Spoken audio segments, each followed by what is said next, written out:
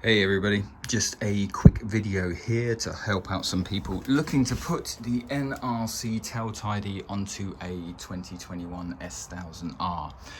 Things I've encountered, well, first off, from a double R to a single R, you have to take off this whole back end. So seat off, the stupid, flight seat key thing, that all comes off from here. So pretty much all the bolts to lift that off. Before you lift that off, you will have your winglets, which are on that piece over there. And these ones here, don't know if I can zoom in, right on the corner, I've snapped one. So just be careful, you're going to lift it off from the back, really slide it off that way.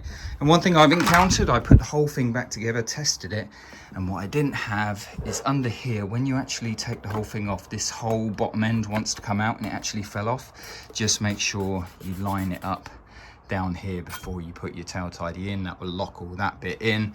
Then you can put the cover back here, then you put your winglets, then you put your seat, job done. Anyway, quick one there. I'll show you what it looks like finished, but hope that helps. Thanks as always for watching.